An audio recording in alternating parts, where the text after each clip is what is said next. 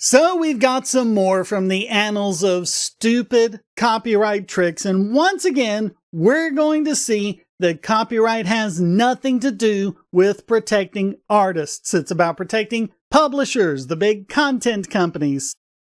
From a couple of months ago, on Tech Dirt from Mike Masnick, he gives us a couple of these.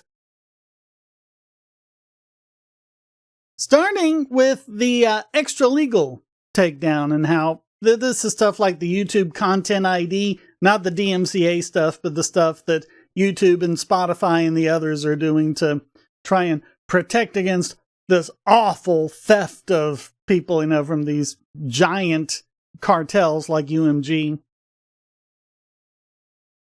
So here, the Engelberg Center on Innovation Law and Policy at New York University had a symposium on Proving IP, featuring two musicologist experts who are on opposing sides. And they say the primary purpose of the panel was to have these two musical experts explain to the largely legal audience how they analyze and explain songs in copyright litigation. The panel opened with each expert giving a presentation about how they approach song analysis. These presentations included short clips of songs, both in their popular recorded version and version stripped down to focus on specific musical elements. After the symposium, the center posted it to YouTube because, of course, they put the audio in their podcast feed. And guess what? UMG put a copyright strike on it. Because, of course, they did. They even do that when they should know better.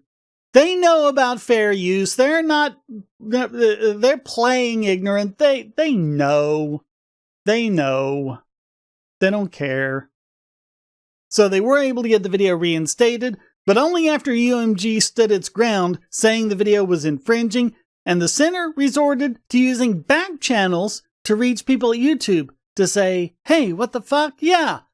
Wouldn't it be nice to have access to those back channels, the big channels, and the academic channels and things like that? They can do that. Small channels like me, what do? We can whine to @Team YouTube over on Twitter, or X, whatever, and they'll basically do nothing. Like that time I had those strikes on my channel. They were only supposed to last 3 months, and they ended up lasting over 7. And they just kept coming back with, well, we're still researching it, give us time. And it just ended up expiring on its own, something like 4 months after it was supposed to have. Yeah. The special people get these back channels, but the rest of us don't. However, Masnick writes, never underestimate the fuckery that UMG can get up to with a copyright takedown system. 4 years after this event, Spotify removed the podcast, again claiming it was due to copyright infringement on UMG's work. So it was clearly fair use. After receiving a confirmation, and smartly, the center took a screenshot. Always take screenshots. Save all of these things, because these people will lie. Trust me, I know. Spotify still chose to take the podcast down, falsely claiming that the center had not responded to the original notification. Yep, document everything. And they complained. Spotify told them they have to sort things out directly with UMG. That is ridiculous. That is absolutely... YouTube pulls this stuff too. You do something and it's clearly fair use. And they'll come back with, well, we asked them. They said it wasn't fair use. Well, bully for them. They don't get a say. If they approve of the use, then that means you have permission to do it. And fair use doesn't come into it. Fair use is about... you can use the content without their permission, even if they specifically say, we don't want you doing this. Fair use means you can still do it. That's the whole point of fair use. But Spotify wouldn't even tell them the nature of the invoice. Was it a DMCA takedown? Was it Spotify's own audio matching service? No one knows. No one's willing to say. And so this is from the center. On October 12th, Spotify told us that in order to have our podcast episode reinstated, we would need to work things out with UMG directly. The same day, we asked for UMG's actual takedown notice so we could do just that. We didn't hear anything back. We asked again on October 23rd, and October 26th, and October 31st. On November 7th, 26 days after our episode was removed from the service, we asked again. This time, we sent our email to the same infringement claim response at email address we'd been attempting to correspond with the entire time, and added legal at. On November 9th, we finally received a response. Yep, you CC legal at, and you can get results. There's another tip for you. You're not getting a response? CC it over to legal. That'll light a fire under their butts. Spotify's email stated that our episode was not yet subject to a legal claim. And part of the language they used in their response matches the language in Section 512F of the DMCA. We responded with a detailed explanation. What we did, what it is, why it's fair use. Our response ended with another request for more information about the nature of the takedown notice itself. That specifically asked if the notice was a formal notice under the DMCA and explained that we were asking because we were considering our options under 512F. Spotify quickly responded that the episode would be eligible for reinstatement. In response to our question about the notice, they repeated that no legal claim has been made by any third party against your podcast. No legal claim felt a bit vague. So we responded once again with a request for clarification about the nature of the complaint. The next day, we finally received a straightforward answer to our question. The rights holder did not file a formal DMCA complaint. So, this wasn't a DMCA, it was just Spotify's own systems, their version of YouTube's Content ID. This system, where online service providers, under tremendous pressure from rights holders, set up these kinds of outside the legal process tools to take down content, users are pretty much left with no recourse and they're likely to get screwed. Think about that. These big content cartels, UMG and all those, they basically wrote the DMCA. They got Congress in their back pockets. They got absolutely everything they wanted, and it still isn't good enough for them. They got the law all written exactly where they want, where they can abuse it the way they want, where they can have all of the advantages over indies that they want, where they can stop anything that they want, and still they have to do this extra stuff. It's pretty bad, man. So this system does a very bad job of evaluating possible fair use. We are not aware of any penalties for rights holders who target fair uses for removal, and the system does not provide us with a way to pursue penalties ourselves. Of course it doesn't! They got themselves insulated. It's completely one-sided. And you, as a content creator, basically have no rights whatsoever. Like our experience with YouTube, it highlights how challenging it can be for regular users to dispute allegations of infringement by large rights holders. Spotify lost our original response to the takedown request and then ignored multiple emails over multiple weeks attempting to resolve the situation. During this time, our episode was not available on their platform.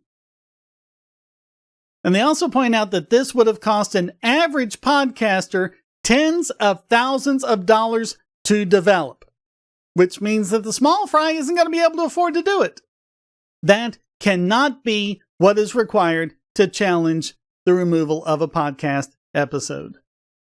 And it highlights the weakness of what may be an automated content matching system. These systems can only determine if an episode includes a clip from a song in their database.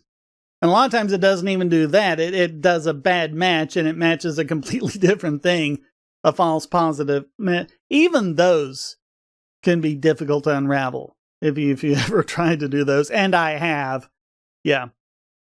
But that's the thing. All it says is, okay, you used this clip from this song that's in their databases. They cannot determine if the use requires permission from a rights holder. They do nothing to try and figure out whether or not this is fair use. If a platform is going to deploy these types of systems at scale, they should have an obligation to support a non-automated process of challenging their assessment when they incorrectly identify a use as infringing. But see, this is what the big companies like UMG want. They want any use of their content to be infringing. And they want to shut it down. Because remember, the DMCA, as written, does not recognize fair use. People had to take it through the courts to get them to say, no, fair use is still a thing. Fair use applies even when it's under the DMCA. And that took a while. That took years. It's what they want, man. Okay, let's go over to the second story.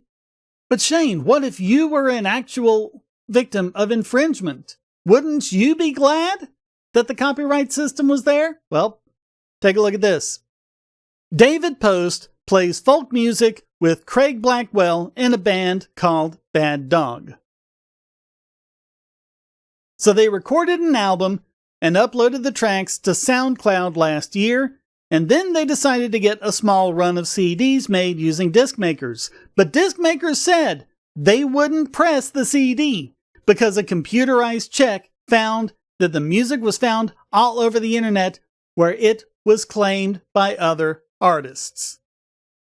So apparently what happened was they uploaded their songs to SoundCloud, someone came in, grabbed the tracks, and uploaded them everywhere else on YouTube, Spotify, Apple Music, and other places under different names. And they say this mysterious switcheroo might have gone unnoticed. By happenstance, it was discovered when the guy who produced the album posted one of the songs on his studio's Instagram account. To his astonishment, Instagram automatically tagged the song Preston by Bad Dog as a song called Drunk the Wine by Vinay Honga, a musician, in quotes, with no previous songs and zero profile on the internet. He didn't seem to exist. Oh crap, I'm not recording. Ah crap, that recording failed. Okay guys, sorry, this one's gonna have to be audio only. Can I put it on let me put on the video for the rest of this. I don't know why that failed, hang on. Hello. Am I recording now? Yes, I am. Okay, now you can see me. Sorry about that. I'm not going to go back and record all that. Sorry about that. You can see me now. All right. Good thing I checked that. All right. Where was I? Okay, so they're loading up their song, Preston by Bad Dog. Another guy calling himself Vinay Honga, however you pronounce that, has Drunk the Wine. From a guy who didn't exist. It's just someone who's uploading it and claiming it. The full extent of this heist soon became clear. Pop Song by Bad Dog had become With Me Tonight by someone named Cairo Schellen. The Misfit had become Outlier by Arind Grootveld. Verona had become I Told You by Ferdinand Ising, and so on. Same music, different track names credited to different artists, none of whom had any other songs or any profile on the web. So this isn't even an issue of copyright. This is plagiarism. You know, it's one thing if they said, okay, this is the Verona by Bad Dog, and they had just posted it without permission. That would be a simple copyright thing. This is plagiarism. This is when someone else is pretending to have made the song.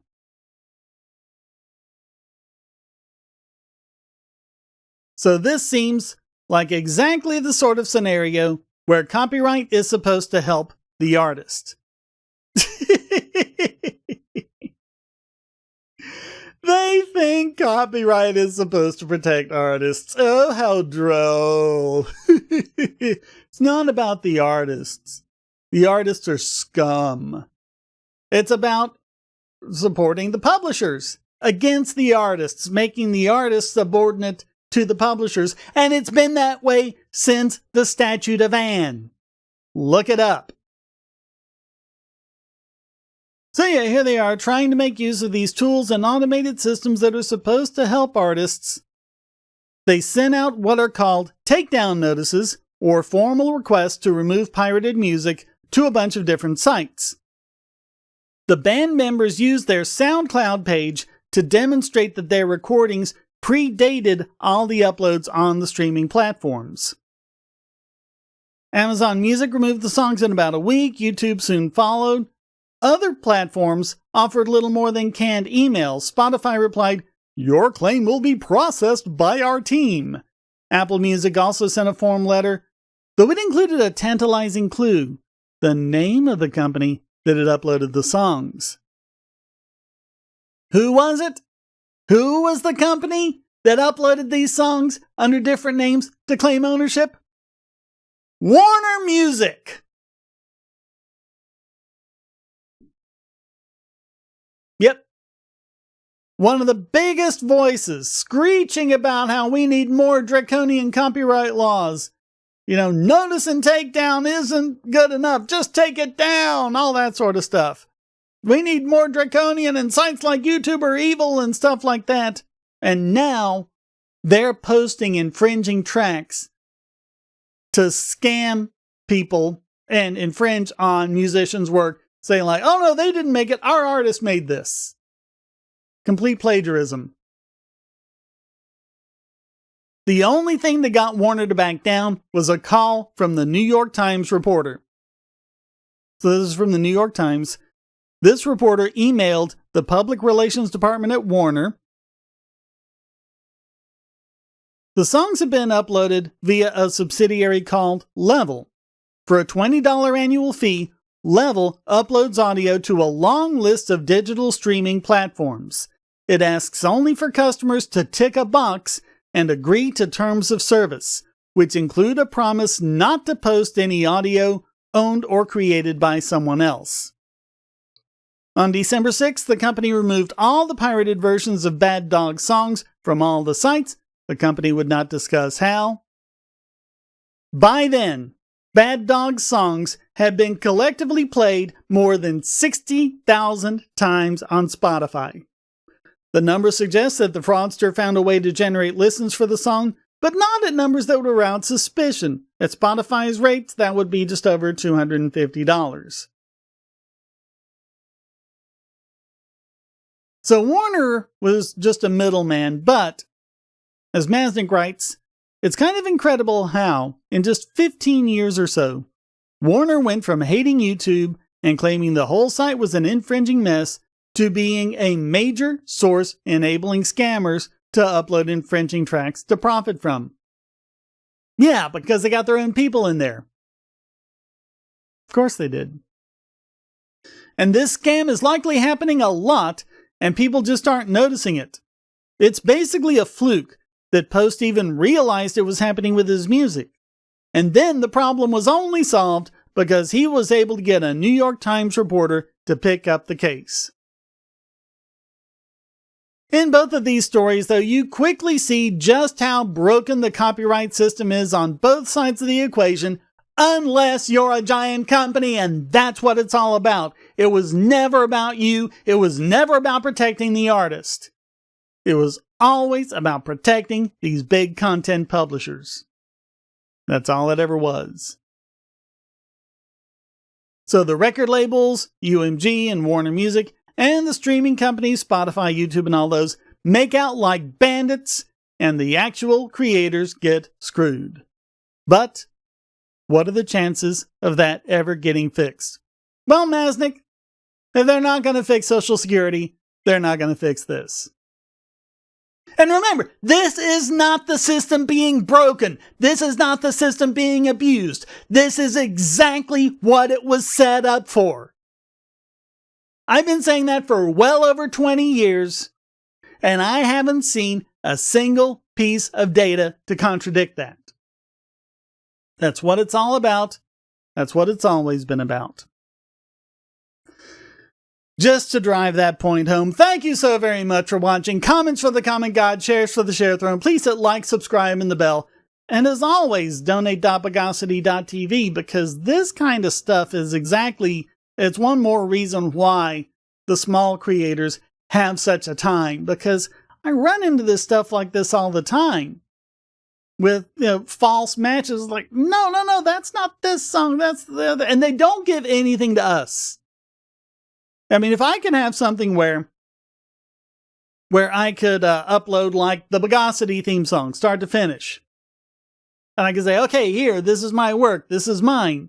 Even if I don't, publish it for the world, I can at least have something where I upload it privately and say, this is mine. And then when that gets a little match in my podcast, it'll say, okay, that's it, that's yours, we know, right? But we can't. We can't. There's absolutely nothing we can do to say that our work is our own.